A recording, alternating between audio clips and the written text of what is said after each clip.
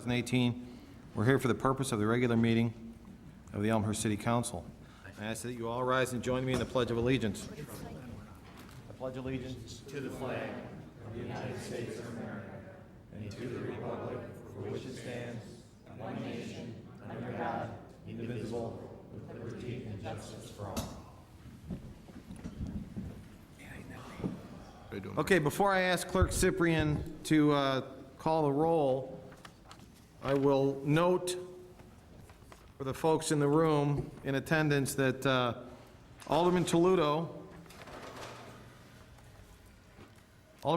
is traveling on business and is going to call in for this. Do we have Alderman Toledo on the line? We do. Okay.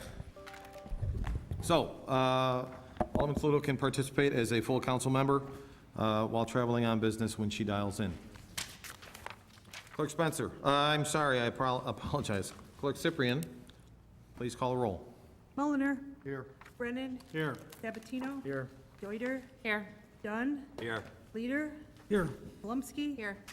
Graham. Here. Toledo. Here. York. Here. Levin. Here. Park. Here. Conquest. Here. Kennedy, absent. 13 present, 1 absent. 13 present, 1 absent. We have a quorum. We are in session. We have as ComEd does over the years, they come out yearly and give us a presentation. I can say in my 11 years up here, the presentations have gotten better and better. We have Cynthia Thomas here. Where is she? Oh, there she is. And where's she gonna, from there? I'm here. Welcome, Ms. Thomas. We look forward to hearing from you. Thank you. Good evening, Mayor. Good evening, Council. Cynthia Thomas, External Affairs Manager with ComEd. I support the Mayor and his team for all things ComEd here in the city. So, as you mentioned, we're going to go over this year's work, and we're going to go over how we did last year. Certainly not perfect, but doing really, really well overall. And I've even got a clicker, so you look at that. There we go. Okay, so this is our agenda. We'll go over reliability, we'll do improvements, I'll give you a little bit on the smart meter deployment, ComEd communication channels, and then the FIJA update. I'll make that pretty quick, but I want to make sure that I had a chance to talk about that in front of the council. Okay, 2017 reliability. The only difference in this chart versus what you've seen before is the very first chart is giving you 2007 to 2011 in terms of our improvements. And you can see over the years we've gotten better and better. Overall, the city is at 99.99% reliability. Again, not perfect, but very, very good overall. So let me tell you how to read these charts. The top chart is what we call SAFE. That's the average number of interruptions per customer. And then you'll see yellow and blue.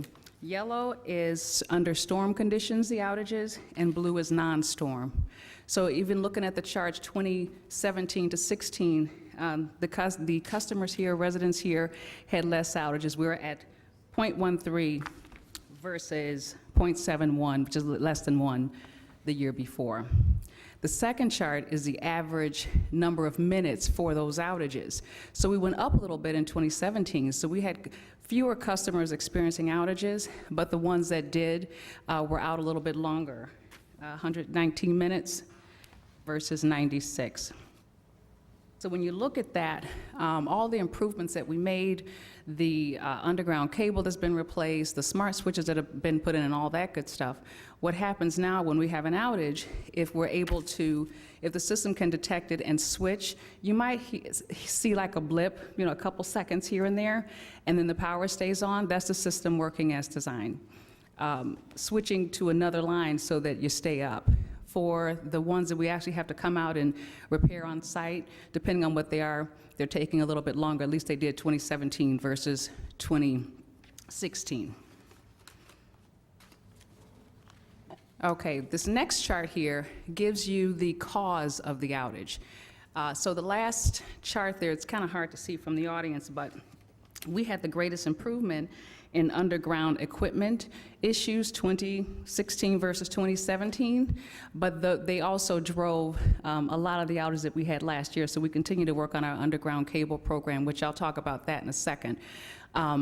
Now, the council, of course, Jim and I went over this report with him already, city manager, so this is available to all of you in its full detail. Tonight, I'm just going to give you the highlights, the cliff notes. Okay, so this is the summary, 2017 to 2018. So for 2017, we did detect what we would call a worst performing circuit. And what that means is our reliability team looks across the system and sees which circuits are experiencing outages 6 or more in a rolling year. So we had one here last year, and we have already made all the repairs on that line, but it was noted for last year. And that's ongoing. So I have some towns that have none, I have some that have one.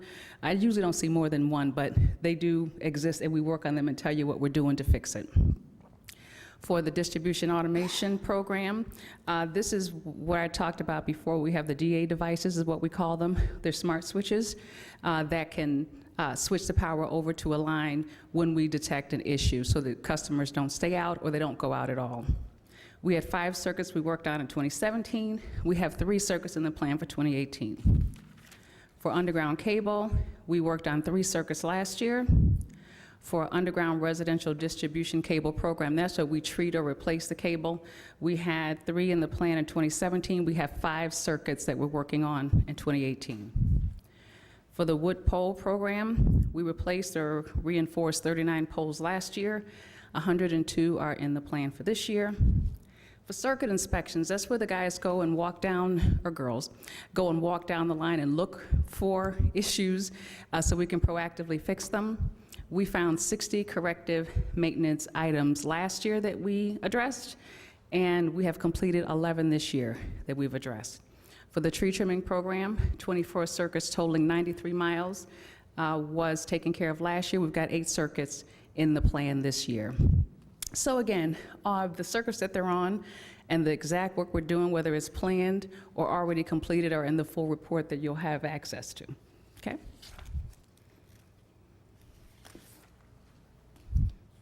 Now, I will say this, because we certainly still have, pockets here and there. I worked with Jim and the fire department to call together a couple customers that were having some issues in town, so we continue to proactively look for things that may not be going well and letting the customers know what we're doing about that. I want to make sure that I mentioned that because we did that some months back, okay? Okay, so that's reliability overall. I'll give you a quick update on the smart meter program. We have installed 19,668 meters here in the city, and we had 45 refusals, and that changes a little bit from day to day. That the folks who refuse the meters for whatever their reasons are paying a fee to keep those meters because we have to keep a reader on. So they can call us, and we're constantly working with those customers. But it was 45 when I pulled it. And then I gave you a list of some of the reasons that were cited. Some were health, some were several, some gave us no reasons. I had one that was overheated. Their concern was overheating. So I want to show you this because we did tell the customers that did refuse the meters that in 2019 they'd have to change them. We've since changed that and given them an additional 2 years after that if they want to still keep the older meters.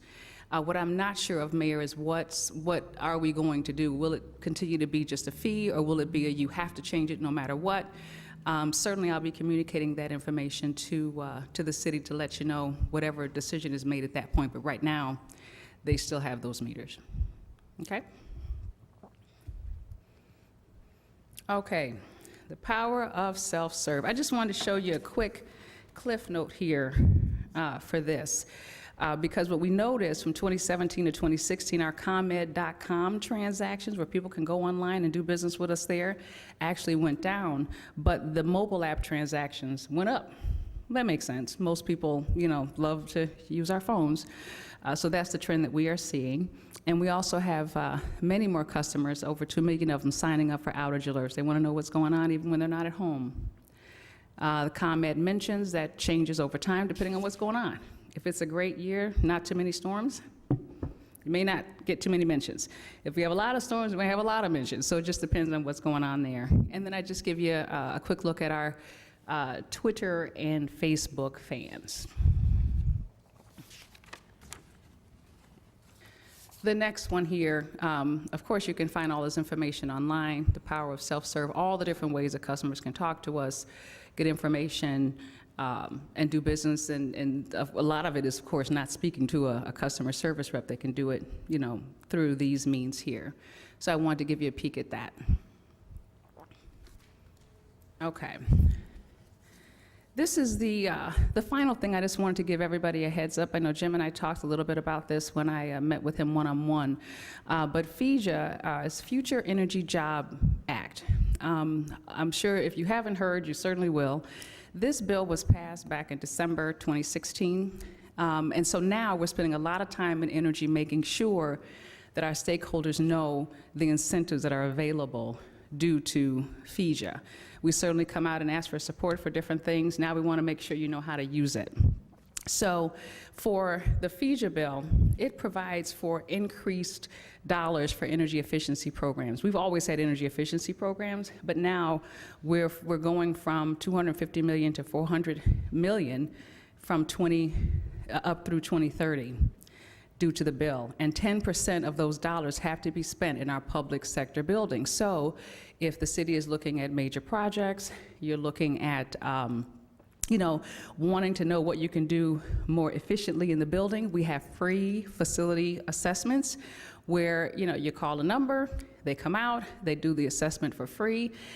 If you're working on a project, same number, you call, they come out. We want to be right on the ground floor with you. So if there's incentives, and I've seen very large ones available, you can get at them. This would be true for the city, it would be true for schools, it would be true for,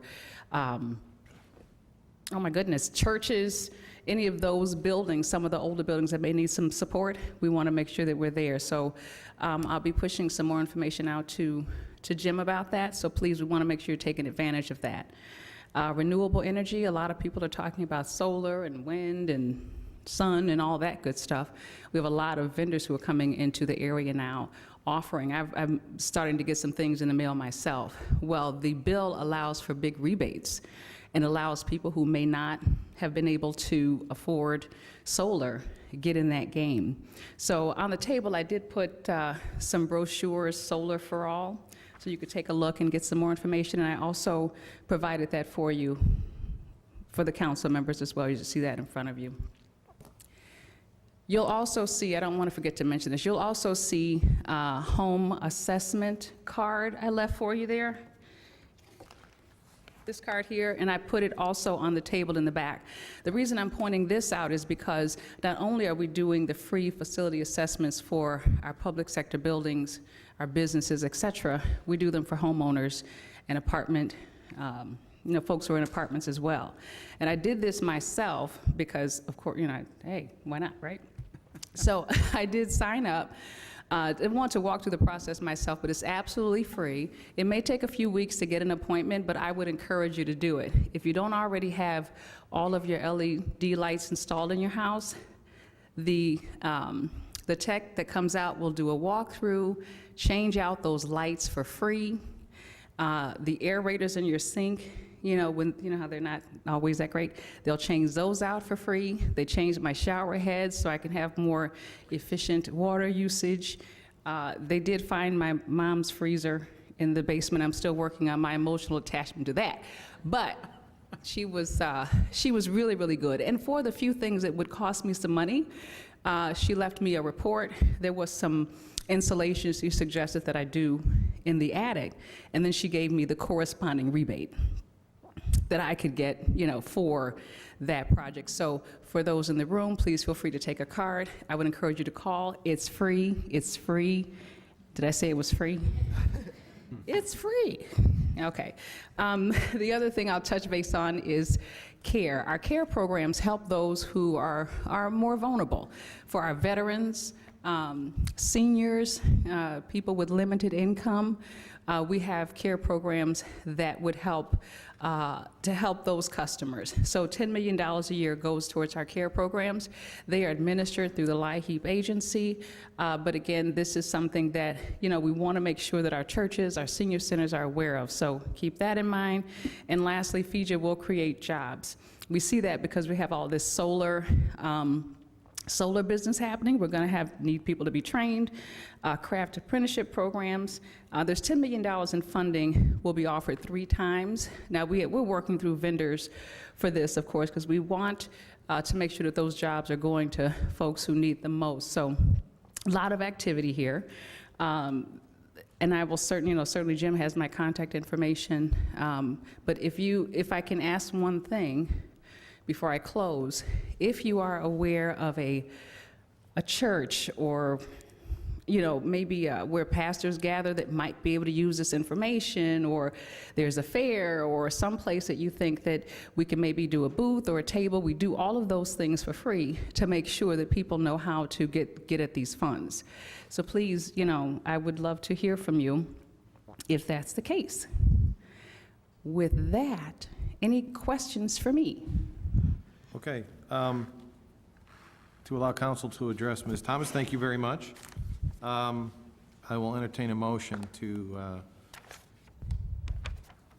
allow council to question Ms. Thomas. Motion by Alderman Bram, second by Alderman Deuter. Normally, I do a voice vote on this, but since we have someone attending via electronic means, we are going to do a roll call vote. So motion by Alderman Bram, second by Alderman Deuter to allow questioning of Ms. Thomas. Clerk Cyprian, please call the roll. Mulliner? Aye. Brennan? Aye. Sabatino? Aye. Deuter? Aye. Dunn? Aye. Leader? Aye. Palomski? Aye. Graham? Aye. Toledo? Aye. York? Aye. Levin? Aye. Park? Aye. Conquest? Aye. Kennedy, absent. 13 ayes, 1 absent. 13 ayes, 0 nays, motion carries. We can put Ms. Thomas on the hot seat. Okay, And I'm going to start. I'm ready. You mentioned free. Free. That actually literally means that when the appointment happens and one of your representatives comes out to someone's house, they will replace the light bulbs for free. They will. If they're not already Correct. LED, yes. They will bring the light bulbs. You don't have to supply the light bulbs No. to the homeowner. You will bring it, and it's free. Free. Just I one- saw it happen. Just want to clarify, Yes, free. it's free.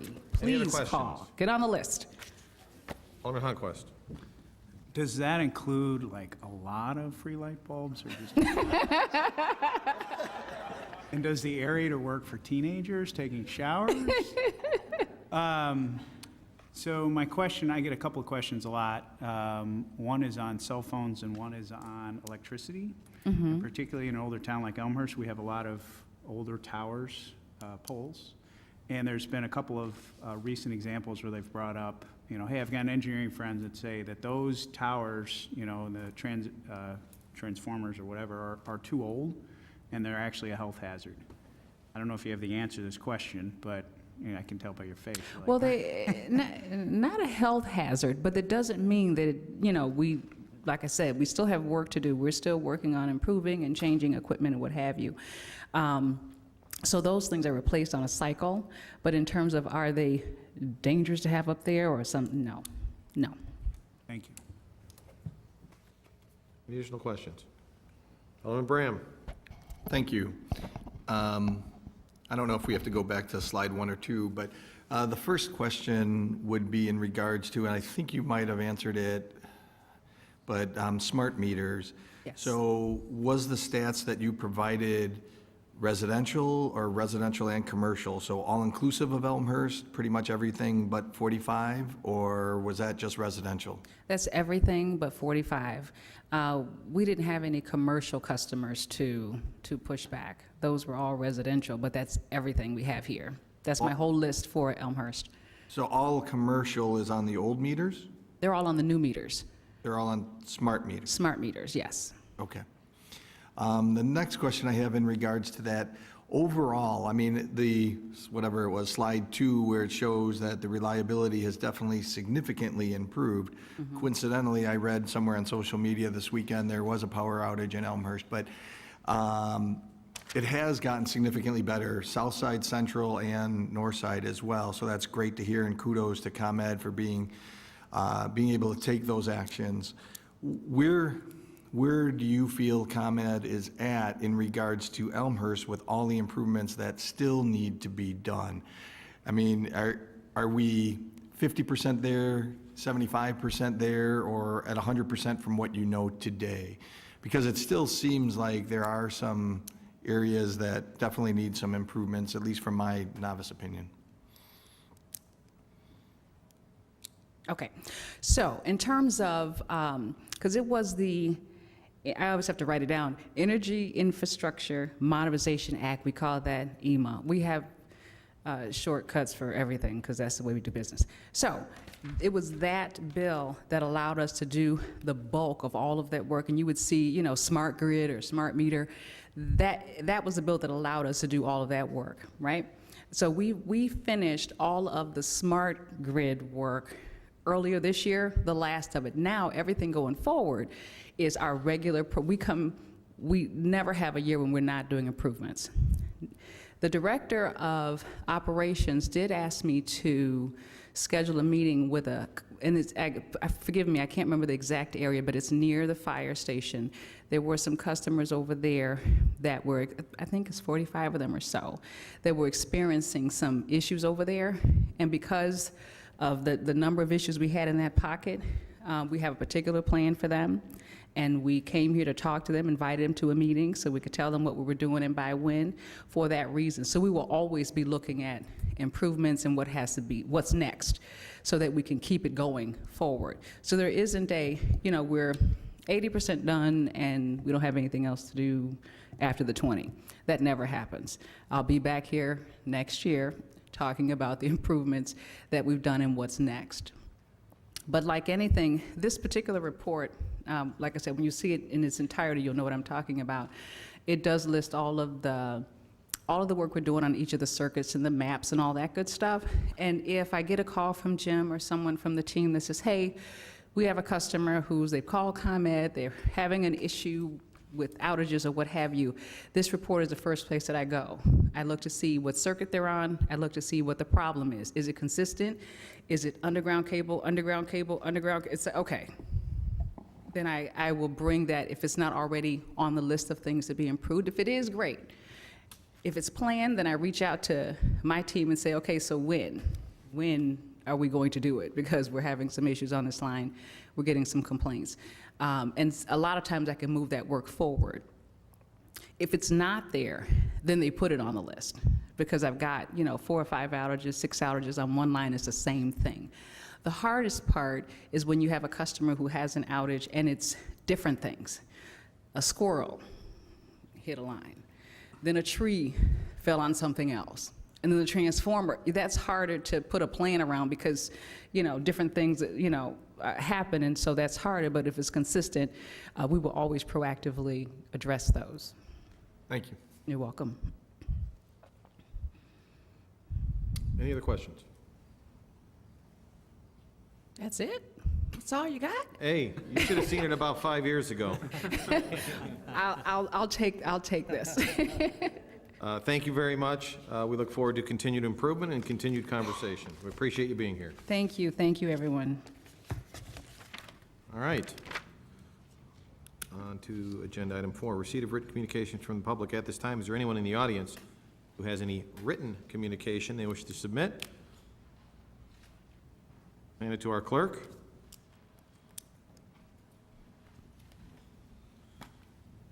Thank you. Anyone else with any written communication? Seeing none, we'll go on to public forum. Agenda item 5. This is an opportunity for anybody in the audience to address the council, specifically the chair, on any item they so choose.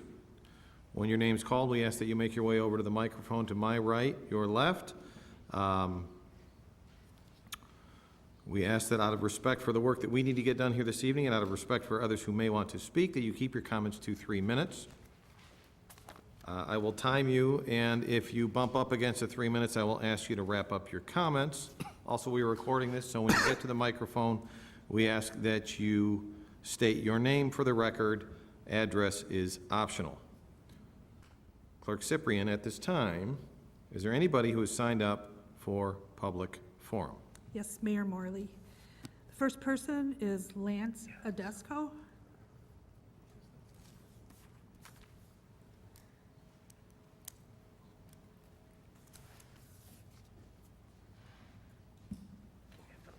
Lance Tedesco. Mr. Mayor, City Clerk, Alderman, and City Manager, first and foremost, I would like to thank you for your service to our community. I think that you all do a wonderful job making Elmhurst a great place to live. And secondly, I'd like to thank you for the opportunity to speak tonight and hear my thoughts. Recently, Poplar Street was repaved and new curbs were installed. Thank you for that improvement to our community as part of the improvement process. The stop signs at the intersection of Poplar, Villette, and the Prairie Path were moved significantly because of the unevenness of that intersection. Recently, I was out on a run on the Prairie Path, and as I exited the Prairie Path, there was a mangled child's bike on the street with many police cars and a shaken woman in a car. The next day, I was out on a bike ride with a neighbor and came across another accident at that same intersection. I would ask, my point is that two incidents in such a short period of time make me think that that intersection should be revisited with what improvements and changes were made. In one case, the sign on the southeast corner was moved further south by a full 2 houses, and I noticed recently that the sign on the northwest corner forces vehicles to overhang the Prairie Path crosswalk when vehicles stop, if they do stop at the stop sign. If there are 2 vehicles at that same intersection at the same time, on the northeast corner, the Prairie Path is blocked completely for runners, walkers, and bikers, which I believe could possibly create a harmful situation. I spoke with a few residents in that area, at that intersection, and have heard from multiple sources that people are not stopping at that intersection. They're rolling through it. So, and I think that's because of the changes that were made. They're just not stopping. So I'm not here just to complain tonight. I'm here to be a part of the solution, not just part of the problem. Mr. Mayor, if you have my cell phone number, and I publicly invite you to share it with anybody on City Council. So let me, be a part of the, solution, not part of the problem. I'm not here just to complain. I'm here to help out too, as a regular Prairie Path user. Lastly, I would like to add that the underpass near Jefferson School is under huge disrepair again. When it rains, it gets very slippery under there. All the mud and debris tends to collect under there, and it gets really slick. And now there's a bunch of debris under there, like rocks and stuff. And I noticed today as I went under there, I go under there on a regular basis, and I noticed the runner in front of me, he did what I do, which is he walks under the underpass because it's so uneven and rocky under there. So just want to make you note of that. So I'm just asking politely if you'd consider having these 2 situations looked at, Mr. Mayor.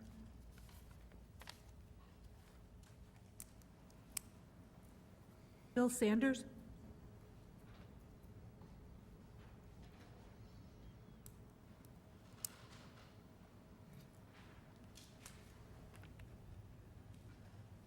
My name is Bill Sanders, and I live at 593 Sunnyside Avenue in Elmhurst. Thank you for the opportunity to speak tonight. I'm here to comment on the suggested changes to our city code in order to allow temporary membrane structures in our neighborhood for the purpose of growing food year-round. To be clear, we support gardening and green initiatives. The concern is only with membrane structures in our neighborhoods.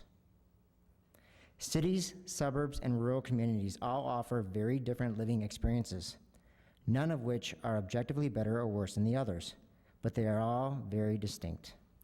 People make choices about where to live based on these distinctions and what suits their lifestyle. The local rules and ordinances that we have in Elmhurst have laid out a set of expectations for neighborhood life in our suburban community. I'm therefore concerned about any changes in code that significantly alter these expectations. Allowing temporary membrane structures as tall as 8 feet and as large as 500 square feet is really a dramatic shift from what our community has come to expect and is currently protected from by code.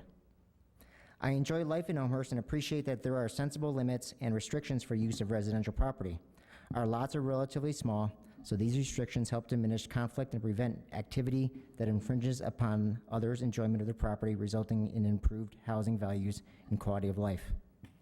I do understand that life is ever-changing, so I welcome further discussion of compromise on the issue that would allow for those who wish to extend their gardening season to do so. So, if the City Council chooses to forward the committee report on to the Zoning and Planning Commission, please consider amending the language regarding the specific height and square feet allowances. We need to allow room for differing opinions to be heard so that we can find a solution that works for Elmhurst as a whole. Finally, I would like to thank the City Council for their service to the community. We do not say thank you enough. Thank you. Brian Doan?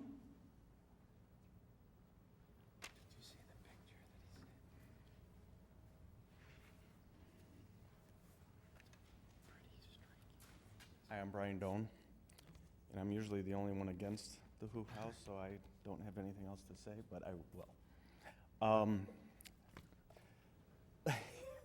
He said everything I was going to say. Like he said, nobody has ever said that we're against gardening. You know, there's been some people that have said, oh, we're against gardening. We're not against gardening. Personally, I think the structure is too large. And we've talked about, or at the zoning meetings, they've talked about size, restrictions, things like that. I'm hoping that we can, the zoning committee can move things along so that we can figure out the size needed for them to have the gardening, the season extended and have it still work. Height is a big thing that we really haven't been able to, no one's really said, how big does this need to be? How tall does it need to be? How wide, how long?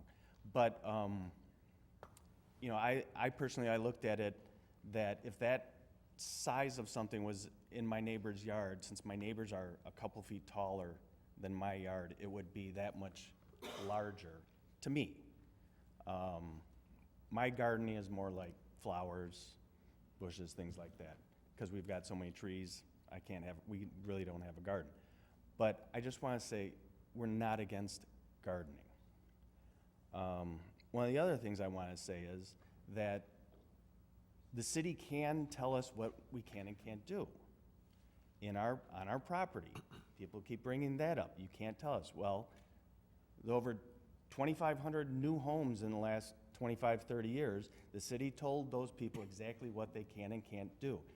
They can't build a certain size. It's got to be within restrictions. It's got to be built, 2x4s, 2x6, 2x8s, whatever. So the city can tell you almost exactly what you can build on your property. So if we can all get over that, that would be great. It's because it's sort of getting like the city is forcing us to do something. The city's not forcing anybody to do anything. The city's forcing all of us to be within code. Not just me, not just you, not just you. Everybody has to be within code.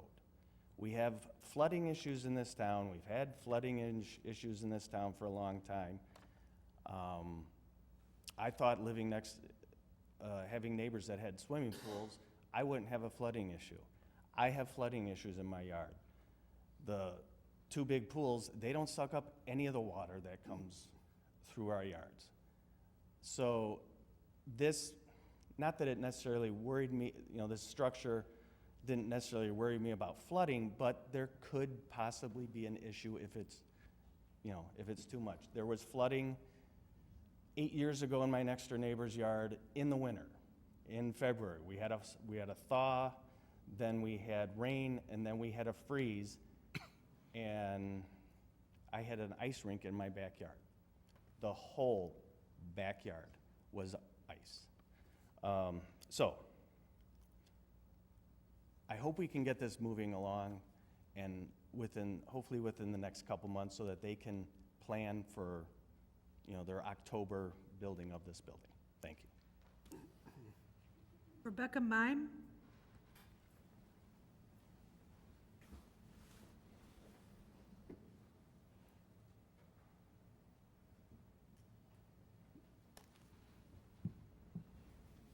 Hello, my name is Rebecca Mim. I'm an Elmhurst resident. Thank you for the opportunity to say a few words. It's going to sound very repetitive now. I should have signed up earlier. My concern is also over the temporary membrane structures, specifically the recommendations from the Zoning and Planning Commission. And I too fully support Elmhurst families who desire to extend the growing season of their gardens in greenhouses, low tunnels. However, the 8-foot tall temporary structure with up to 6 months allowable time frame is not a reasonable alternative. My concerns specifically are increased likelihood of flooding. We live in a town with a long history of flooding, and it's not a water permeable structure, so water problems will come up. The potential noise issues. We live in a city with a lot of airplane traffic. That will just increase that. The aesthetic issues as well with such a temporary structure that is so huge that would currently be allowed under some of the recommendations by the Zoning and Planning Commission. So I just ask you, please keep in mind, again, we don't live in a rural community, so the actions we take on our property greatly impacts our neighbors. I urge the city to consider the long-term best interest of the community as a whole. Thank you again. Ed Hess.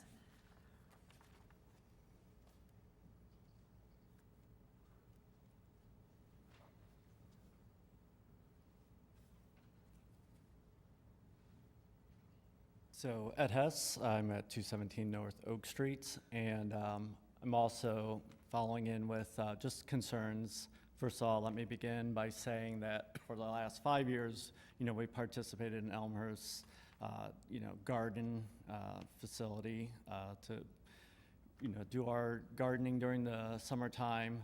But yeah, my concern is just these temporary structures just opening the door to just a variety of other things. So not only just the size of it, but just also, because it's in fact temporary structure, just, the policing of it, all that, right? So certain people might take extended care of building these structures to, exact standards. But what's to say, what are those exact standards, right? So we could get into situations where, all of a sudden these are allowed, and people start throwing them up very quickly, without full regard for safety and all that, right? So it's not only just the size, but it's also the safety concern, the additional burden it puts on the city to police these type of structures going forward, and it's always going to change every year. So once again, definitely something to just consider going forward. All right, thank you. Amy Sanders.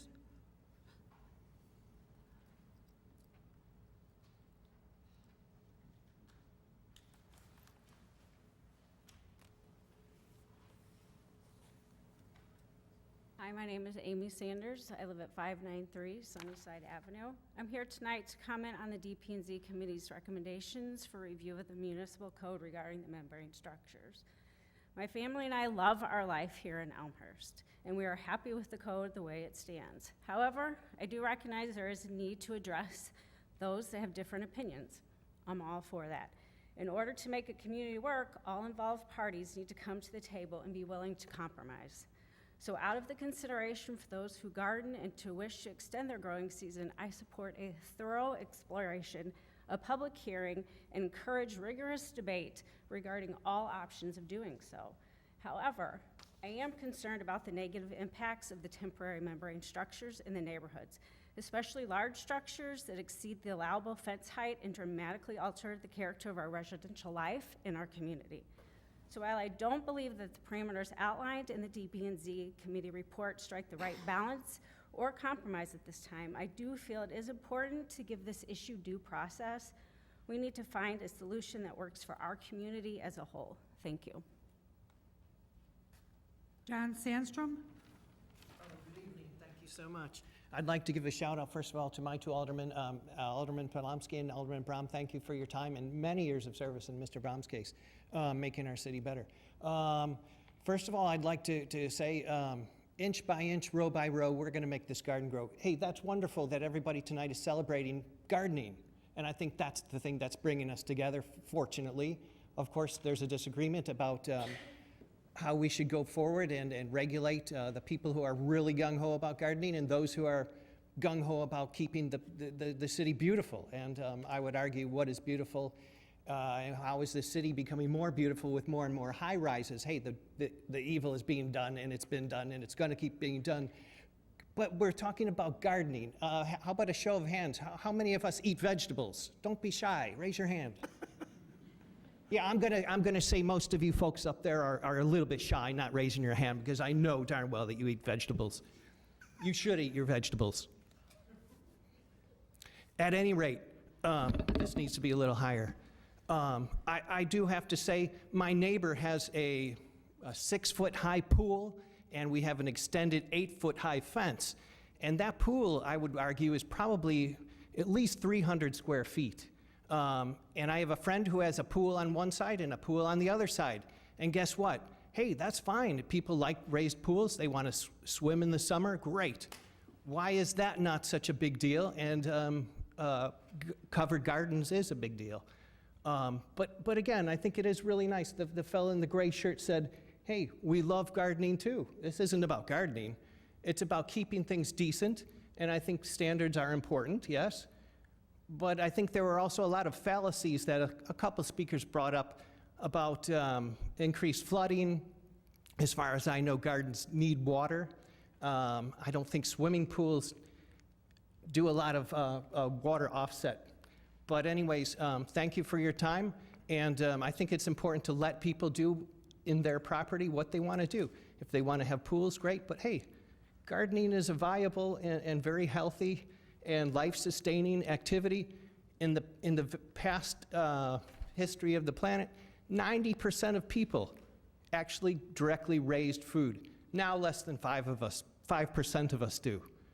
This is a value that I think needs nurturing and valuing. What do we want in our suburb? Yeah, we want beautiful homes, bigger homes, right? We're not making smaller homes now. I think we have to think about cherishing and nurturing people who want to value what they grow in their land too. Thank you so much. Eat your veggies. Debbie Sandstrom.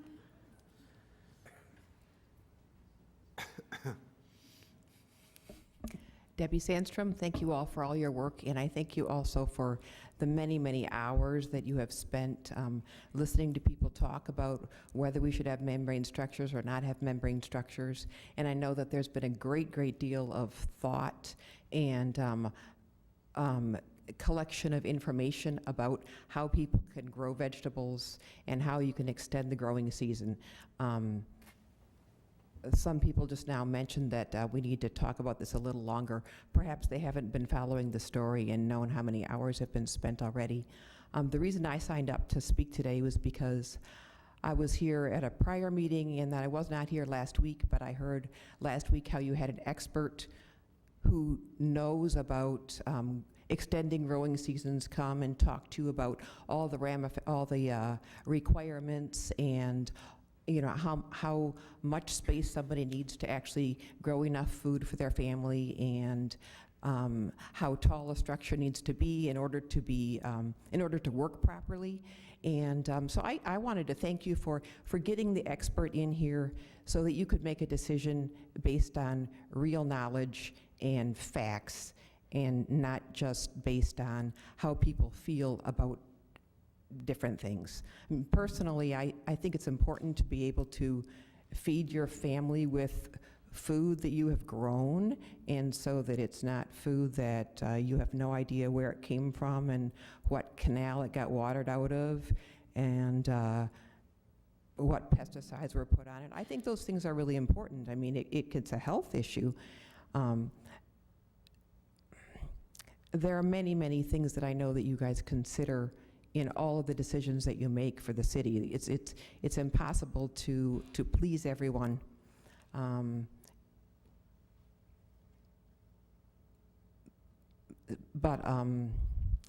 So I wanted to thank you for putting in the time to find out facts. Beauty is in the eye of the beholder. We cannot make decisions based on what's beautiful, because that changes according to every single person. So I just don't think that's an argument in any way, shape, or form. It's much more about what's the structure for, how does it work, And how can we as a city help everyone to be happy living here and enjoy their hobbies and live their life in the way that they would like to. A city never has everybody exactly the same living in it. So that's your job that you signed up for. Thank you for signing up for it. I wouldn't want it. Nicole Virgil? Hi, everybody. I'll be brief since you've all heard me speak about this many times before. Please state your name for the record. Nicole Virgil, Thank you. 598 Fairview. Good evening. The primary issues that seem to be of concern now relate either to appearance based on the materials or appearance based on the size. And so I thought I might comment that someone just mentioned a few speakers ago that once upon a time a lot of people grew their own food, and last week there was some discussion at the DPZ meeting about victory gardens and how you need 1/10 of an acre per person to raise a sustainable garden for sustenance. So obviously we're not trying to do 4,000 square feet per person. What's under our hoop house is about 240 square feet max of growing space during the winter. But to comment about this, I just thought I would mention that I'm from the East Coast. I'm more of a city girl. I was not raised growing food at all. This was all sort of a novelty thing that started in 2013 with me and my kids and trying to grow some lettuce. I was very unfamiliar with all of this stuff, and I think a lot of the comments about size stem from a lack of exposure to knowing what growing food is. And when people grew more of their own food, whether it was through a victory garden or through farming or, agricultural practices, I believe there was more exposure to, what irrigation practices were, what soil management was, what pest management was. And since everybody has to eat, it was sort of understood these things are not just optional or desirable, they're necessary for living. And as we've progressed in society, we have other concerns as big ag and pesticides have sort of developed in a way that's not pleasing to all of us. There are alternatives for urban agriculture, which are just as necessary to living as any other component that we think of. However, in modern times, nobody knows about growing food anymore. So what people think is too big is really quite small because we're so removed from what growing food is. So hold that for a moment and let's consider the beauty concept. It occurs to me that we could consider beauty as more, a lot of us have kids here. You try to teach them that beauty is on the inside, the character traits that you develop, how you treat people, integrity, honesty. These are the things that we should consider beautiful. So in terms of a hoop house, sustainability, for those who are not familiar with a hoop house, there is no flooding concern here, as opposed to those who have suggested a greenhouse where you put down a cement slab. A hoop house has no slab, so water can seep under the sides, and it's up during the time where there's the least precipitation during the year. So again, limited exposure allows a person to come to incorrect conclusions about the potential concerns. But back to beauty. What makes a city beautiful are the qualities that we express individually and collectively. My family has certain values that we try to practice as a family: independence, sustainability, being earth-friendly. These things are beautiful. If you appreciate those qualities, then the implementation of them is not therefore ugly. When your child brings you a piece of artwork that comes from love, even though it doesn't have a high degree of technical proficiency, it's beautiful because of the qualities that it expresses. I would encourage people to stop thinking so superficially about appearance and think about the fact that form should follow function, and that is beautiful. What we are doing is beautiful. Ms. Virgil, I'd ask you Thank to you. wrap up, please. That's it. Thank you. Claude Pagache?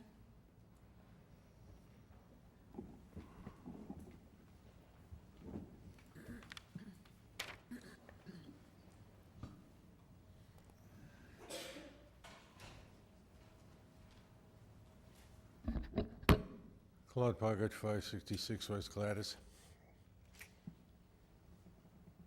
I just had a new water meter installed. I got a piece of paper from the installer. Talked about what I should do if I had lead lines coming into the house. What I'd really like is a letter from the manufacturer that the meter he installed in my property actually will register the flow of water at the rate I'm using it. New meters were put in a town that, in this county, found out they didn't work very well. So I'd appreciate getting that letter from them.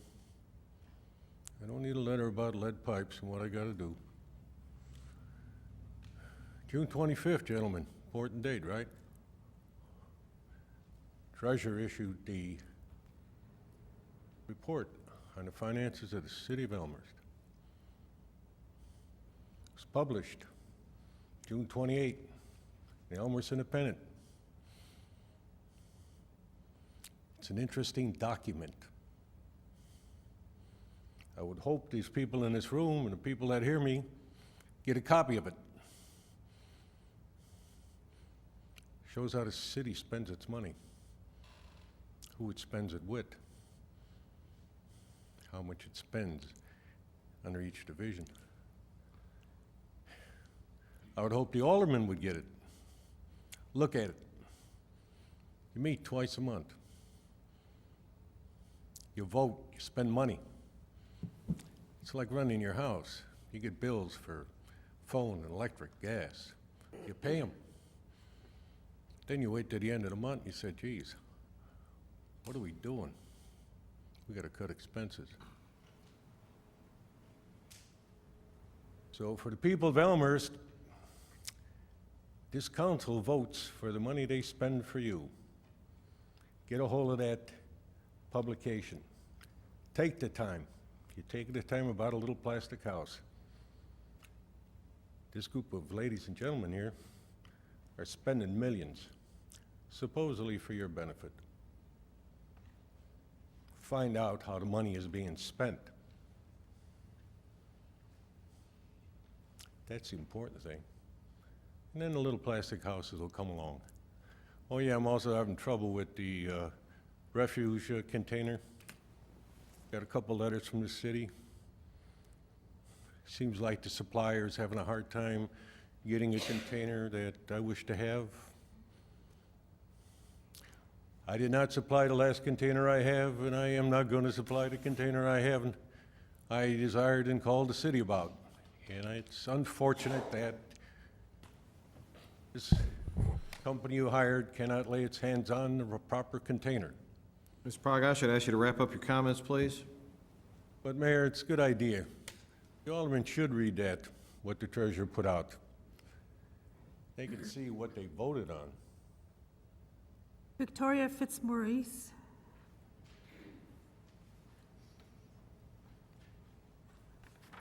Hi, everybody. My name's Vicki. I usually go by Fitzmaurice. I'm here about the hoopla with the hoop houses. I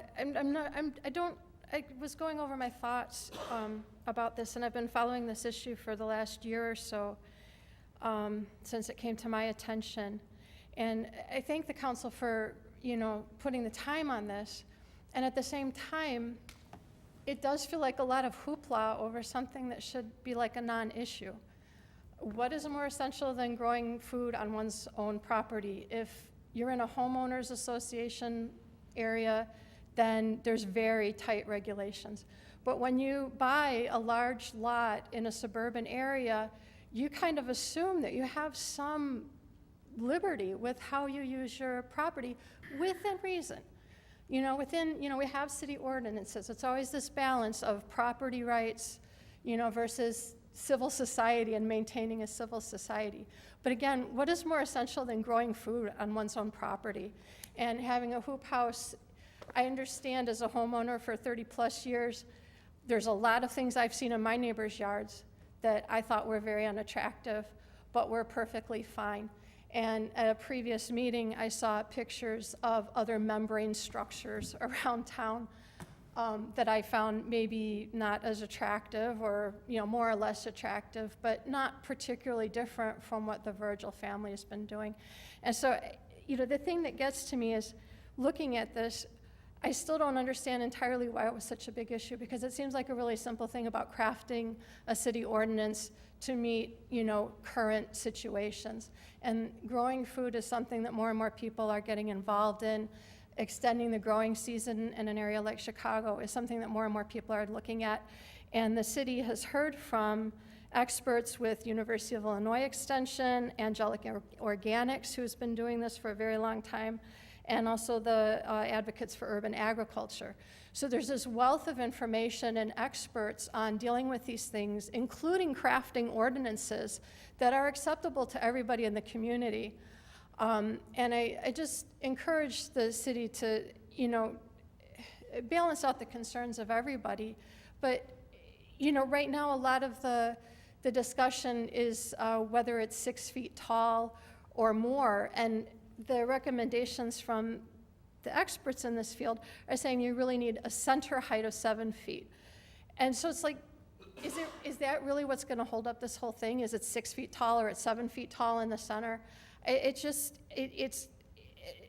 a, educated person, it's just kind of like, I don't understand why it's so difficult to just kind of, look at the facts of the issue and come to an agreement, let everybody have their say about things. But I think there's a way to do this, and I thank you for your attention to the issue.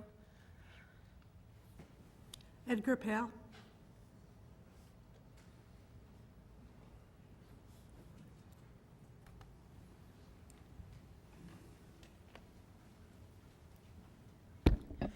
Good evening. My name is Edgar Powell. Thank you all for letting me speak tonight. I'd like to thank all of you on the council for the progress you've made on the Open Meetings Act complaints that have been filed within the past several months. In fact, within the past month, 3 more have been open, but one of them was immediately resolved, and I really appreciate the help of the deputy clerk, especially for resolving that. In total this year, you've received 12 complaints so far, 6 of which remain open, but on the other hand, 6 are closed, and I think you've made excellent progress on the 6 that have been closed. I'm also glad that you've been cooperating with the Public Access Bureau. I mean, I know it's a legal process, you're required by law to do it, but I still appreciate your assistance anyway. But surely, I'm sure many of you are wondering, is this a lot? Is there a lot of activity going on with regard to the Open Meetings Act concerns? So just to set or to level set the expectations, I did some research on other units of local government. One of them being the Elmhurst Park District. It's right here in town. And the Park District Board, I looked at their agendas and their minutes. I even listened to their audio recordings, and I could find no reason to be concerned about them at all. So they've had 0 complaints so far. Second, School District 205, they only have 1 complaint. And then if you look outside Elmhurst, for example, if you look at City of Chicago, they have far more aldermen. They have 50 aldermen in Chicago and 16 committees, much larger than the Elmhurst City Council. And they've only had 1 complaint over a 2-year period. In Elmhurst, we've seen 12 complaints within a 4-month time period. So it seems very unusual and very high for this to happen. Collectively, all of you take training, all of you are responsible for complying with the Open Meetings Act, but I also think that maybe we can look at certain areas or departments where maybe people could be held more accountable than others. So perhaps, I don't know who it would be, maybe the mayor, or the city manager, or the city attorney, or perhaps the city clerk, which I'll focus on more in my comments tonight. Clerk Spencer is designated as the Open Meetings Act officer that charges her with certain duties in ensuring OMA compliance. In fact, the OMA also required her to present her designations to the Public Access Bureau and also to take annual training. Based on the FOIA request, it seems that did not actually happen until 2 weeks ago, when an assistant attorney general from the state actually reached out to Deputy Clerk Cyprian and got some assistance in getting that resolved. And I very much appreciate the efforts of that attorney and Deputy Clerk Cyprian for making sure that Clerk Spencer was compliant as soon as possible. Furthermore, there are concerns recently raised about how much information you have to give during consent agendas. I'm sure it's still an open question right now. The attorneys are looking into it. There has been some case law coming from the Illinois Supreme Court's decision last year involving a Springfield school district, and also 2 binding opinions coming from the Attorney General. But again, it's still an open question. I don't know how much information you're planning to give with regards to consent agendas going forward. Mr. Powell, I'd ask you to wrap up your comments, please. Yes, I will. I recognize that it's not just the city clerk, it's not just specific officials. At the end of the day, everyone's collectively responsible.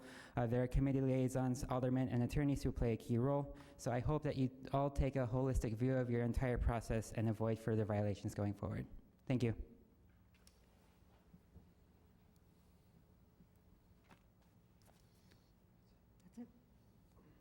Okay, that's it for those who signed up for public forum this evening. At this time, is there anybody in the audience who did not have an opportunity to sign in on our sign-in sheet but wishes to address the council at this time? If so, please raise your hand so I can get a count. Please raise your hand high. Let's see. Simon says put them down. Okay. We have 1 on this side and 2 on this side, so I'll go from left to right. The gentleman in the back.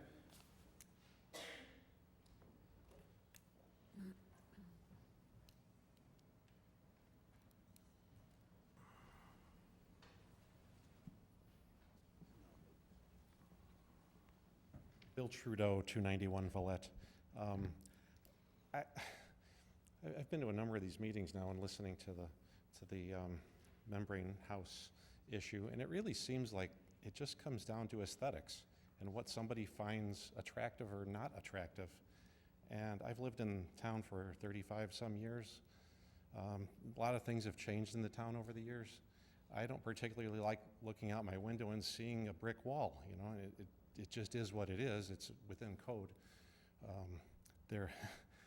I think the thing that people find stuff attractive or not attractive, or things are left that aren't necessarily up to code that nobody ever complains about. And the one thing that's just sticking in my mind that just recently, within the last month, has finally moved. There's a home at 221 Berthoud that had an airplane in the backyard since I was in high school. It was there in 1975. It was there for 43 years with a tarp over it. Nobody complained about it, so it just stayed. Was it up to code?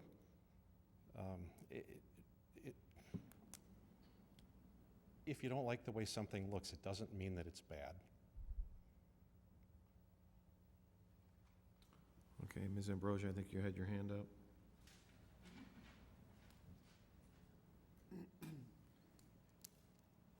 Good evening. Liz Ambrosi, 257 North Oak Street.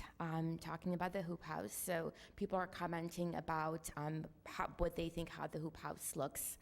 And I would like to say that I think it is absolutely beautiful. I was in the hoop house when it was up, went there with some friends. I am an avid gardener. And it was just heavenly. It was warm and bright, and there were things growing, and I love nature, and I love the idea of seeing a seed and have something beautiful grow out of it, something that you eat, something that is healthy. Health is very important to me. I love the idea of growing your own food I don't feel safe eating produce from the grocery store because I know how heavily they are sprayed even when they're labeled organic. A, very expensive organic, and B, you still don't know what in the world is in it. So that's my thing in terms of aesthetics. I will add that certainly I do not believe that we should be dictating law based on whether or not someone thinks it's pretty.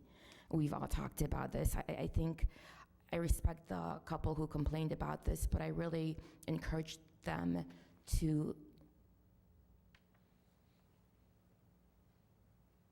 consider how they would feel if that was to happen to them, something that they're doing in their backyard that someone does not have a lot of knowledge about, and complains, and then they're forced to no longer be able to enjoy this passion of theirs because somebody doesn't like it. I just don't think it's fair.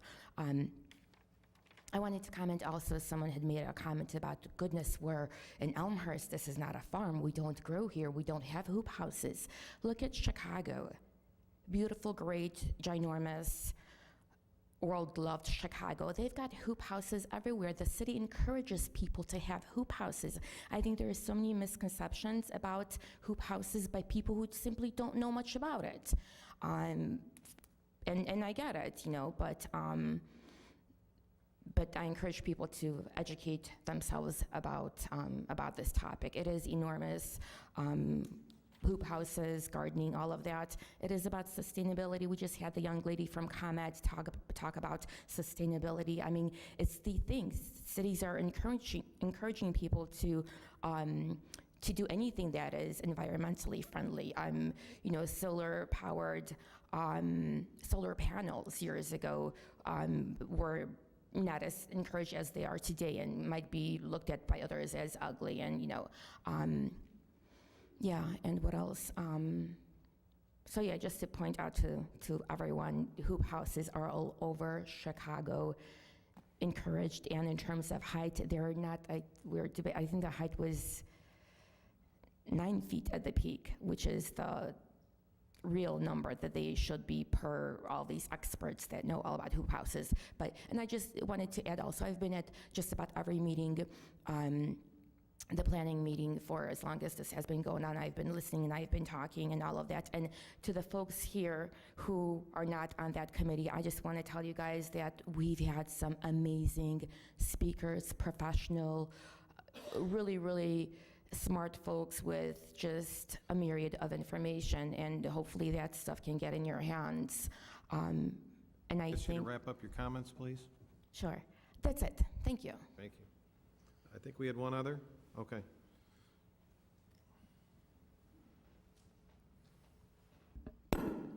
Hi, Dan Virgil, 598 Fairview. I just wanted to say that, you know, with the purpose of the hoop house is to be able to grow in the cold weather months. There really isn't another similar alternative.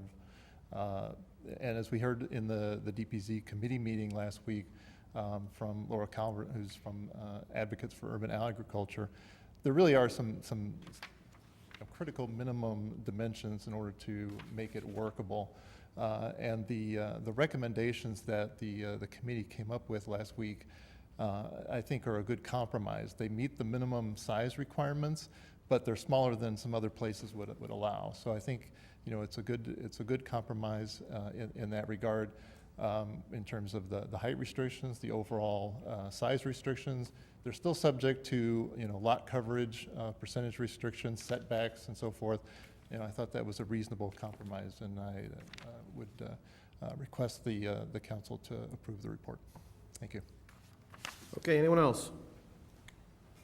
Seeing none, that concludes public forum for this evening. Any announcements from the dais? Okay, on to consent agenda. At this time, agenda item 7. At this time, is there any alderman who wishes to have anything removed from the consent agenda to provide further comment or vote no? Alderman Bram. 7.4. 7.4. Okay, anyone else? I will now entertain a motion to approve the consent agenda minus item 7.4. Motion by Alderman Bram, second by Alderman Levin. Discussion. Clerk Spencer, please call the vote. Mulliner, Aye. Brennan, Aye. Sabatino, Aye. Deuter, Aye. Dunn, Aye. Leader, Aye. Palumski, Aye. Ram, Aye. Toledo, Aye. York, Aye. Levin, Aye. Park, Aye. Conquest, Aye. Kennedy, absent, 13 ayes, 0 nays, 1 absent. 13 ayes, 0 nays, motion carries. Thank you, Clerk Cyprian. On to agenda item 7.4.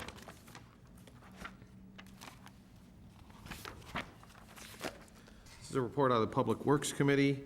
Clerk Cyprian, I'd ask that you read the recommendation.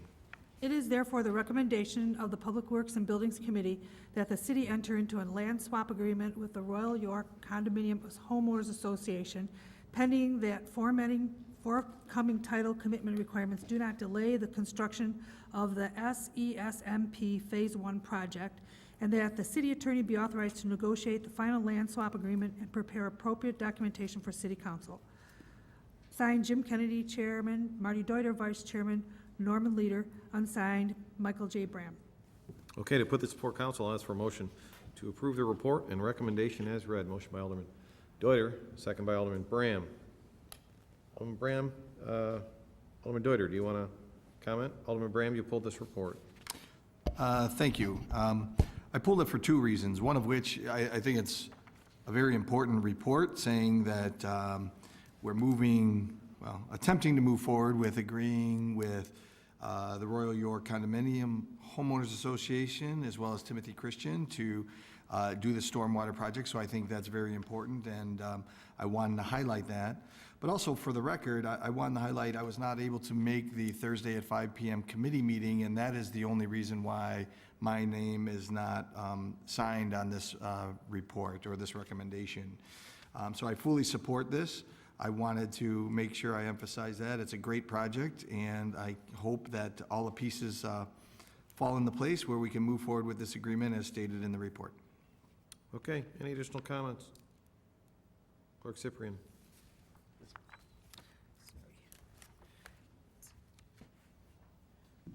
Mulliner, Aye. Brennan, Aye. Sabatino, Aye. Deuter, Aye. Dunn, Aye. Leader, Aye. Palumski, Aye. Aye. Graham, Toledo, Aye. York, Aye. Levin, Aye. Hark, Aye. Conquest, Aye. Kennedy, absent, 13 ayes, 0 nays, 1 absent. 13 ayes, 0 nays, motion carries. Agenda item 7.4 is approved. On to agenda item 8, committee reports.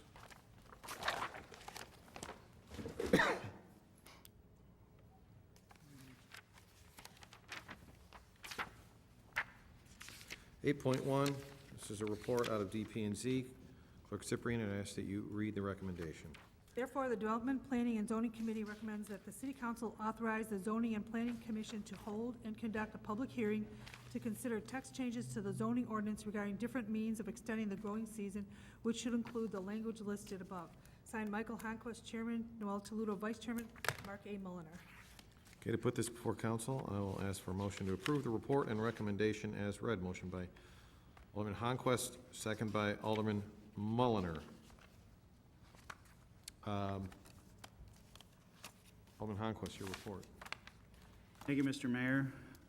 This is another case before us that is not contentious and everybody agrees on.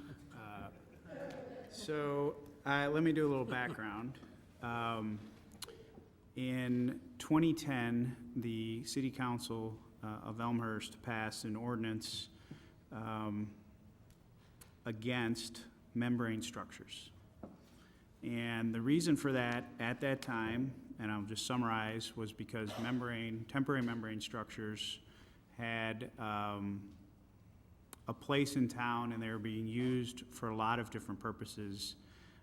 Many were viewed as not advantageous to the quality or character of Elmhurst.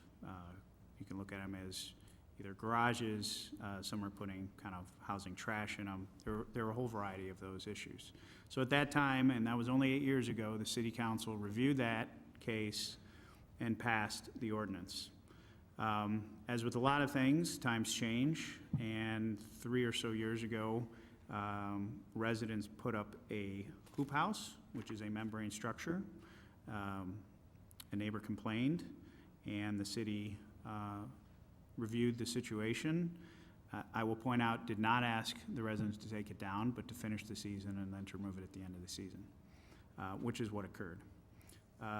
They were then asked not to put it back up. The following year, it was put back up.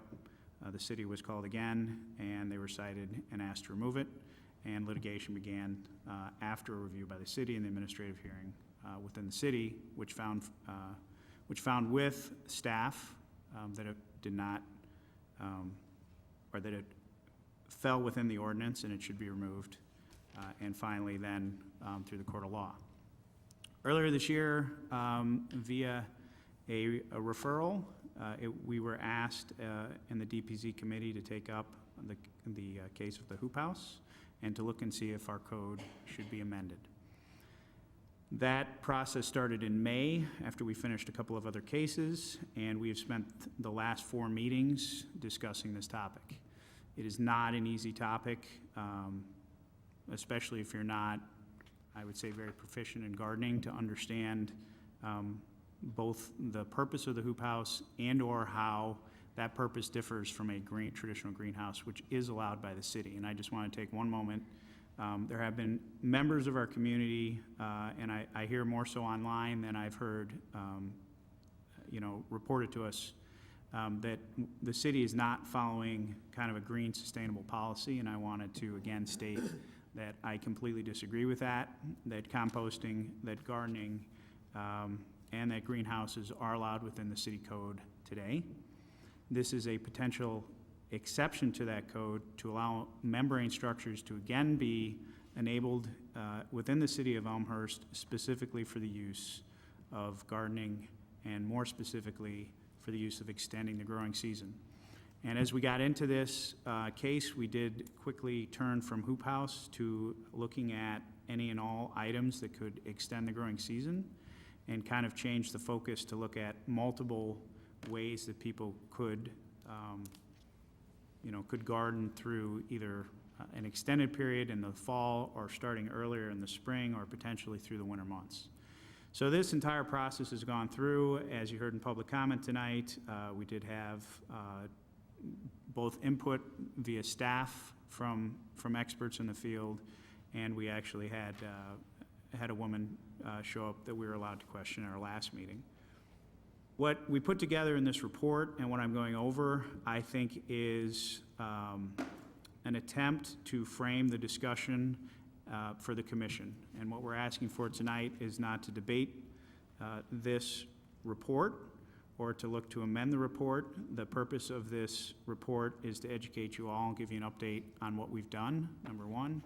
And number two, remind you that the process here will move forward with the approval of this report to create an application.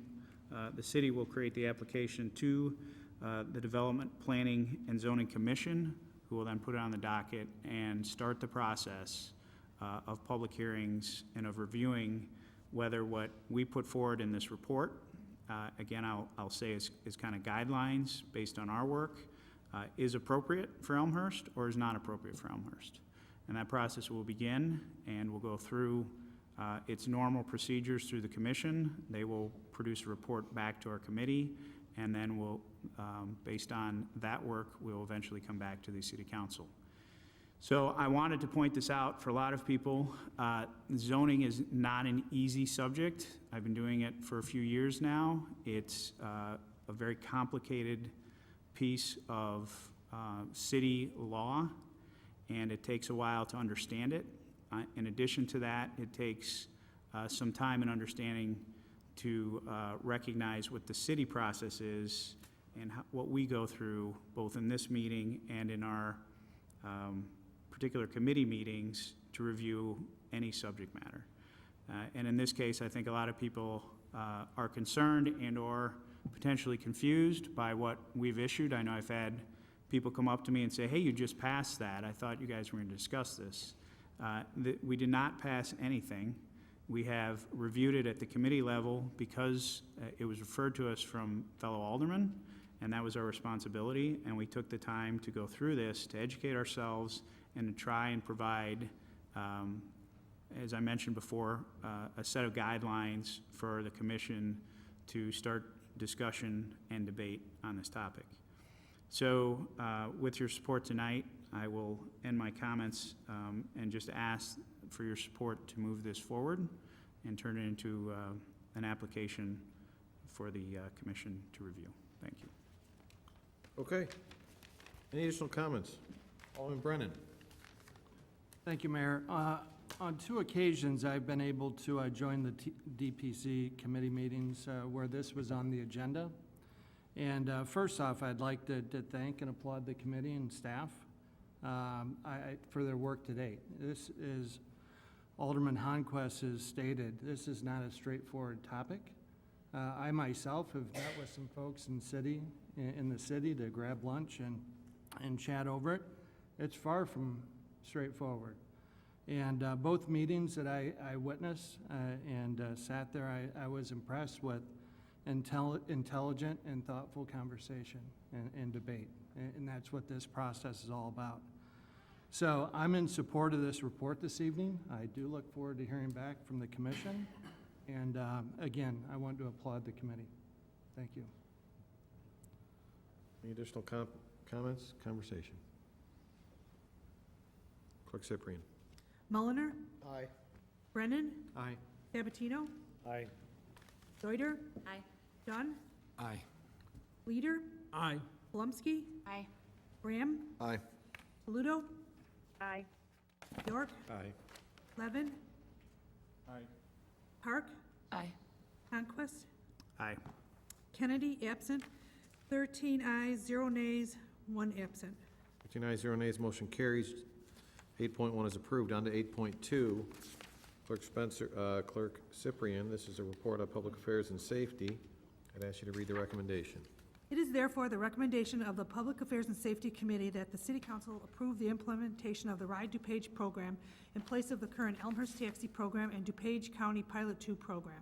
Although the cost for Ride DuPage is greater than the cost for current transportation programs, this program will be more reliable and service levels will be increased, including providing a wide range of travel, a 24/7 operation, handicap accessibility, and a one-time registration. It is also the recommendation of the committee that the proposed Ride DuPage program be elevated within 1 year to access ridership and cost. Signed, Scott M. Levin, Chairman, Danny Palumski, Vice Chairman, Bob Dunn. Evaluated. So noted. To put this before council, I'll ask for a motion to approve the report and recommendation as read. Motion by Alderman Levin, second by Alderman Palumski. Alderman Levin, your report. Thank you. The reason that this is a separate report is because we spent a lot of time talking about this in committee, and it's a change. I applaud the efforts of our senior commission and our finance director who worked very hard to put this information together and present it to the committee and explain why this is a good change to make. We have had a program in place for many years, and there have been some problems in how it's been administered. There's been declining levels of usage. A lot of it is because the cab companies have to register, and we depend on the cab companies to supply the drivers to support the program as it existed. This program is in use in many towns throughout DuPage, including Addison Township. It's a central registration where our residents will register one time. It's available to seniors, to disabled. It provides for the first time, so there is handicap accessible curb-to-curb service. It provides a greater range outside of Elmhurst throughout DuPage County, and if I think even downtown Chicago is available. PACE will take care of approving all of the drivers. We'll have a live call center so that any problems will be handled through this program. And so it is slightly more expensive, but it's a great program. Director Trozine tells us we'll be ready around September 1st. So we want to get the word out that we have this new program, and I hope the council will support it. Okay. Any comments or questions? Alderman Dunn. I just want to follow up Chairman Levin's comments to point out that this particular program is budget neutral. In essence, it's projected to be about the same cost to the city as our previous program for the seniors and disabled, but provide much higher levels of service, much more reliable service, and much more many more features for those, including being able to have a companion ride along with you as well, which is important to a lot of the seniors that use this service. So financially, it doesn't appear to be a hit for the city. It is a little more for each rider to ride, but as I said, the benefits are much higher to the participants. Thanks. Any other comments? Alderman Bram. Thank you. I want to start out by saying thank you to staff and the committee, but especially to the Senior Citizens Commission. I've been in support of this program probably close to inception, probably around 10 years now. I'm glad that the city of Elmhurst is moving forward with this program.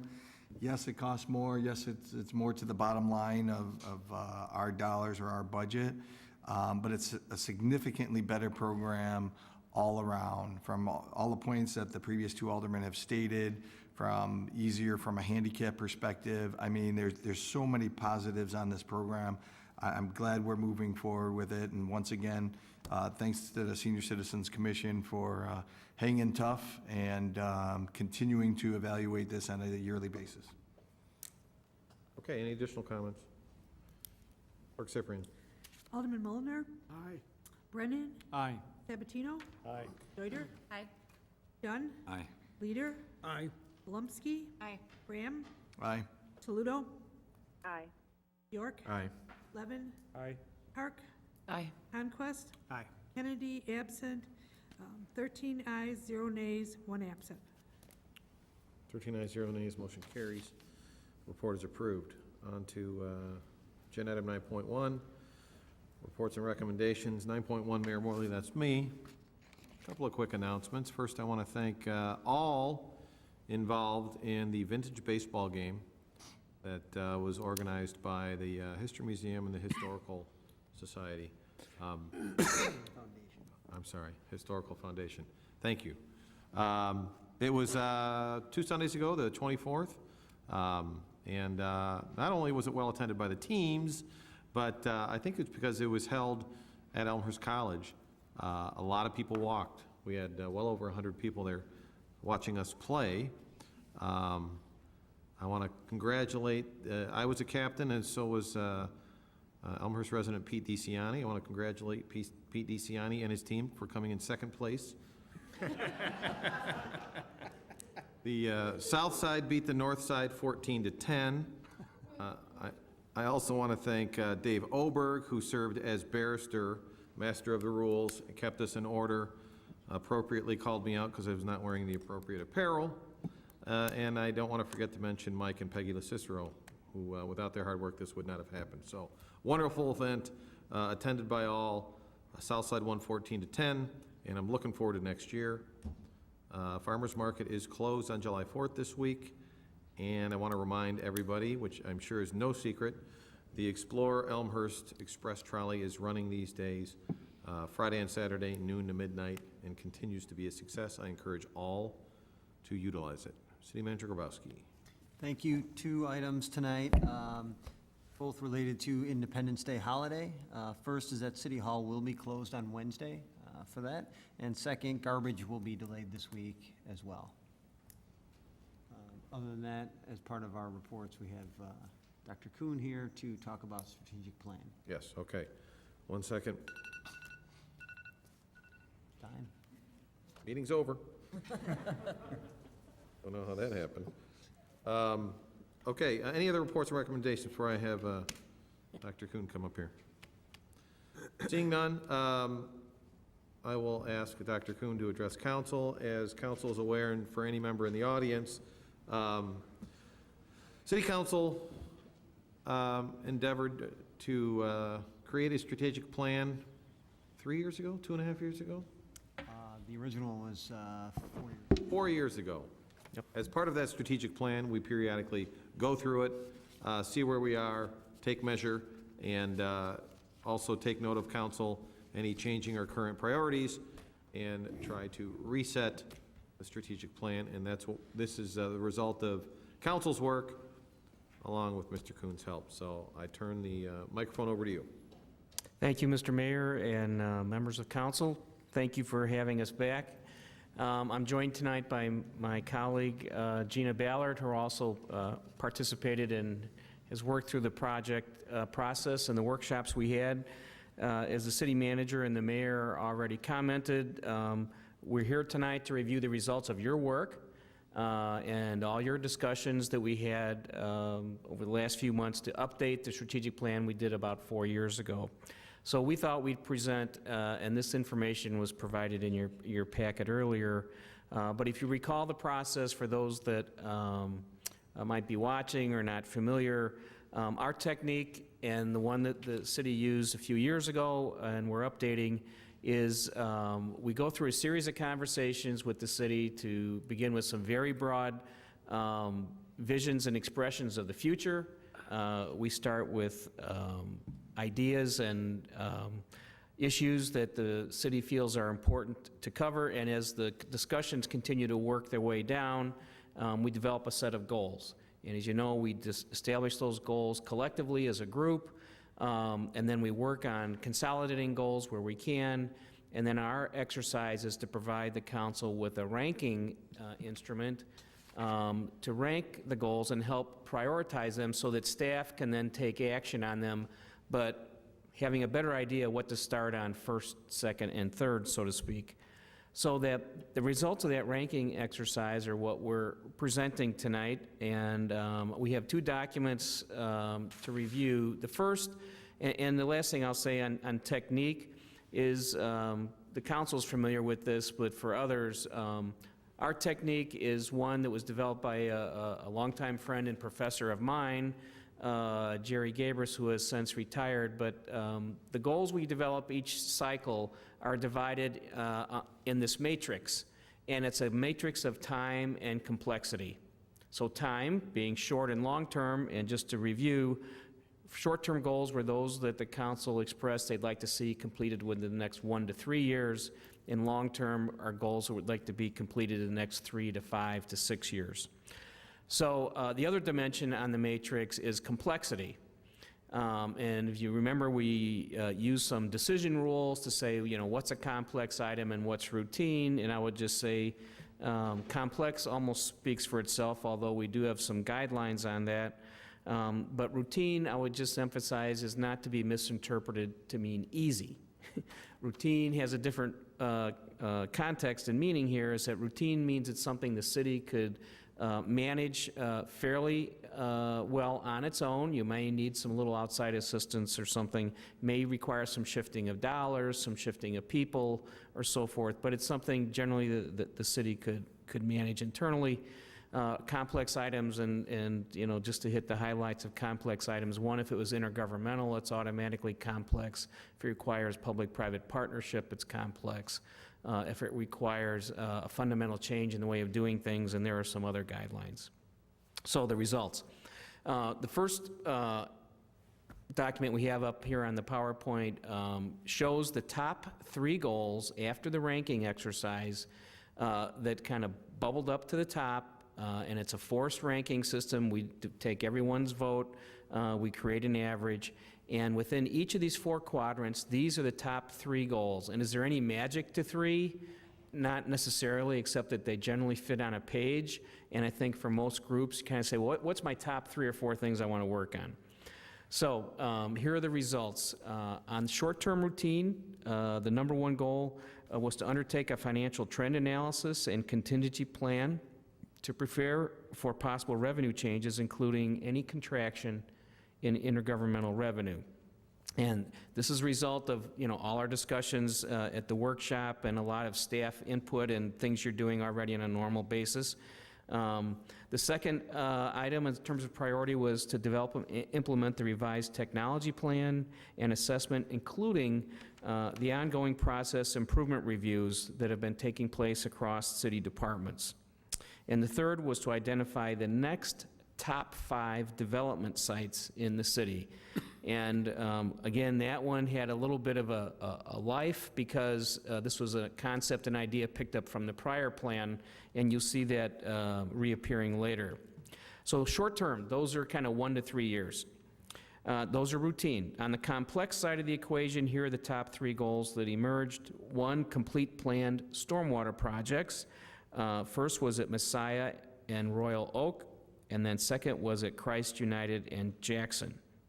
And then second, and earlier tonight, we heard some comments about stormwater, as we've discussed in our various workshop meetings. The second goal that kind of rose to the top was to refine stormwater plan options in a fiscally viable Plan B. And what we're doing is we're capturing the way these things were expressed during the workshop, but the Plan B idea is something that staff and the council and the committees have talked about previously. The third goal in short-term complex, top three, was to strengthen intergovernmental relationships and communications. And the city has been doing a good bit of that over the last few years, and some of that's been related to stormwater issues, et cetera. Okay, now moving down to the bottom of this matrix that's up on the screen, the top three long-term goals were first to conduct a long-term tax and revenue diversification analysis to assess where the city's financial weaknesses might be and to look for vulnerabilities, especially related to sales and property tax flows. And again, in Illinois, we are creatures of the state at the local government level, and meaning that a lot of what can and does take place in some ways is directly related to decisions at the state level, and in other ways they're local decisions, but they have to work within whatever authority the state provides. The second long-term routine goal was to identify, implement, and expand enhanced technology and police services, including security cameras and other technology to increase effectiveness. And third in our long-term routine was to identify ways to promote downsizing and empty nester housing options. So this was aimed at something, providing and maintaining a good mix of housing choices, particularly for people that would like to stay in the community. And lastly, the last quadrant to look at is long-term complex. And again, these are just the top three. I'll make a comment on the rest of the list in a minute. So the top three long-term complex goals, first was to complete additional stormwater mitigation projects that would fit under your eventual and approved long-term stormwater plan. Second, you notice a theme here, was to evaluate and revise the city's overall long-term stormwater plan. And third, this is the item that's kind of related to one that was in the short-term routine column, was to implement the development plans for the 5 original identified development sites that were part of the 2015 strategic plan. So those are what kind of resulted from your rankings as the top 3 in each category. Now, there was another document we provided that show all the goals, and Gina's putting it up on the screen, and we are not going to read these to you in the interest of time and other considerations, but I want to just point out a couple of things, and you may make a note of this. When we look at the results of the ranking, obviously staff is looking at these and you're looking at them, and I guess in some ways we put you in that somewhat uncomfortable situation where you have to decide between, for example, these are the short-term routine goals. There's several here. You have to kind of decide, well, what am I going to rank first, second, third, fourth, and fifth? And you kind of have to make some close calls at times. What we look for in the results of the ranking are natural breaks. When is there a natural break that really showed there was kind of a difference of thinking here? And for example, in this grouping, you see there's an average on the left column. It starts with 3.4, which was the highest rated goal. But you see about halfway down it says 4.6. Okay, that goal, and the STR-10, that was our numbering system at the workshop, and that was to undertake a financial trend analysis to ensure planned operating expenses and capital projects are supported and sustainable. Well, then the next goal you see is 6.5. For us, that jumps out as a natural break. And then if you go through each of the 4 categories, you can see where these natural breaks take place. And I only mention this to give you a little bit additional context when you look at your own work and the results of your own work.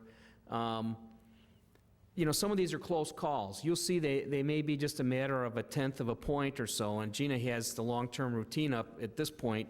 You can see, well, they're all clustered pretty closely. Well, one, there's only 5 to pick from. So you're going to get, you know, closer clustering naturally. But the other point I just wanted to make is that in all the years of doing this, why this ranking system, I think, really provides a benefit is it really and truly is the collective view of everyone here. I've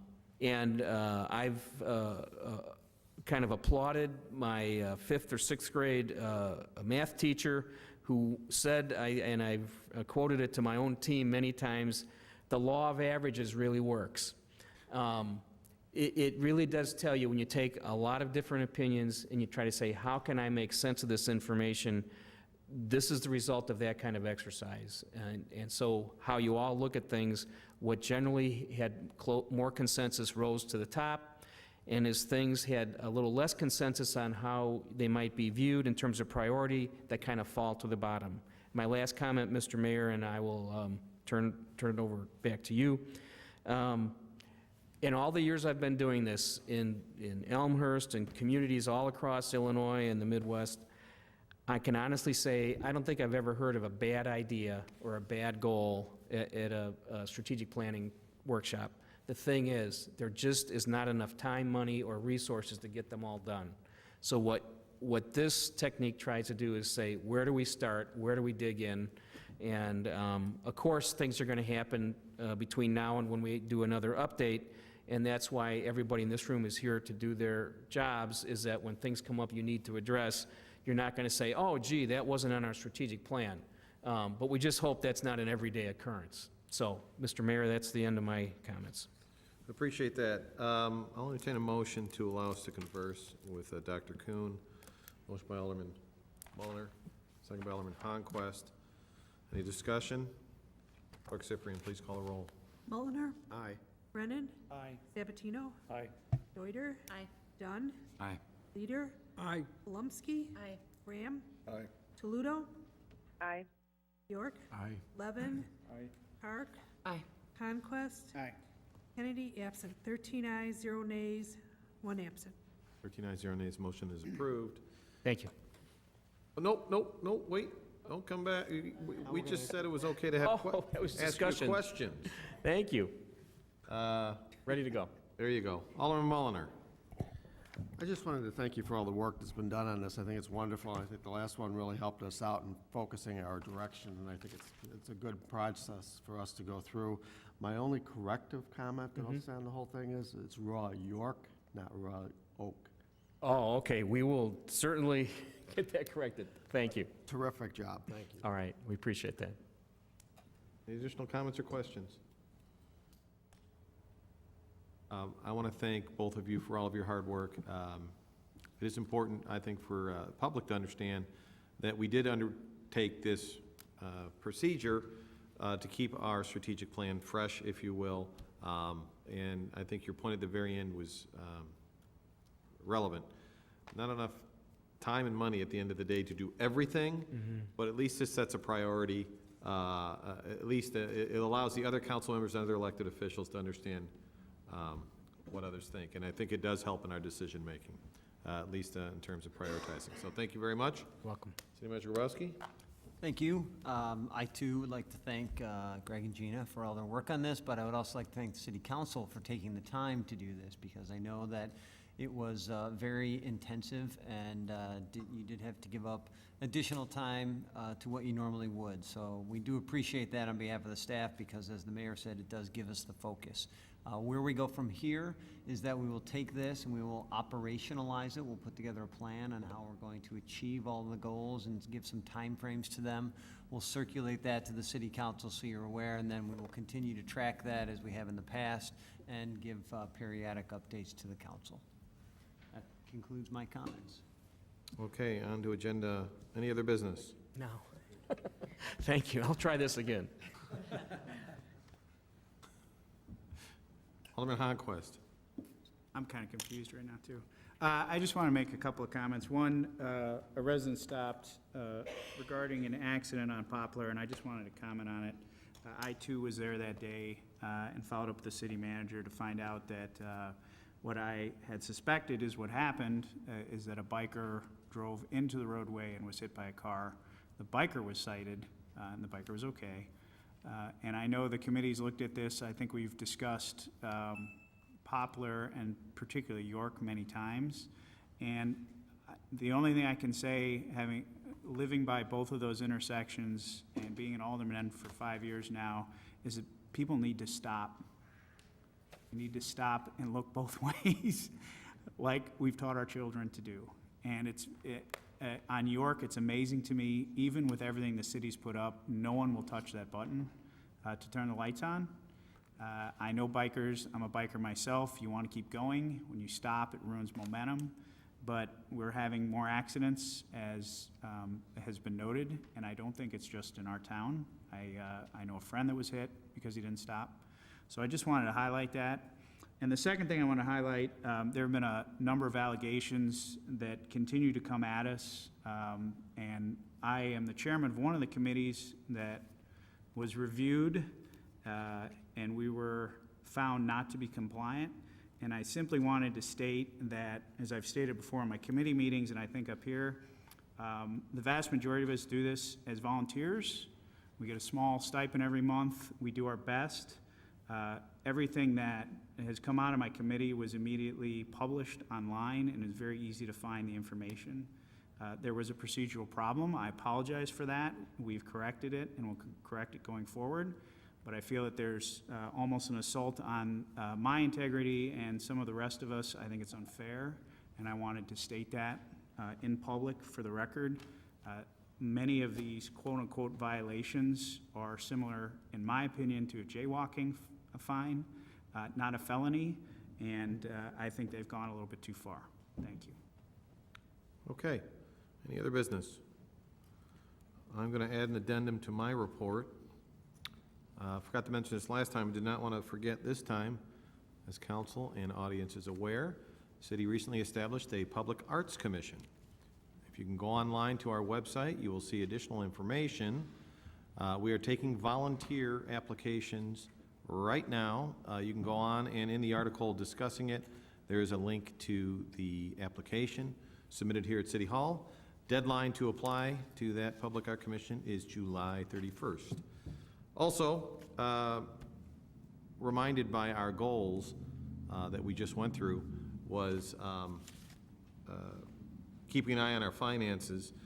Council, I believe, is aware, may not be, but LGDF, Local Government Distributive Fund, which is part of the income tax that the state collects on our behalf, which is an agreement we made, I think, in 1973, that we would allow the state to do it with good faith that they would return that money back to us. Last year, they reduced it 10%, but told us that's okay due to accounting snafu. We're really not going to take 10%. I'm not sure if any of us bought that. The good news this year is that they're only taking 5%. But that's real dollars. That's $200,000 approximately that is not coming back to our city.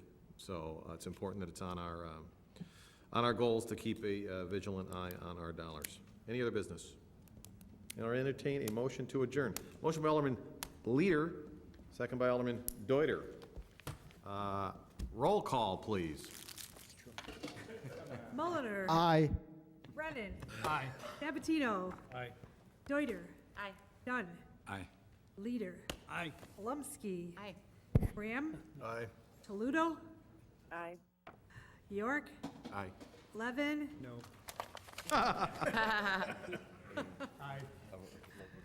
Park. Aye. Conquest. Aye.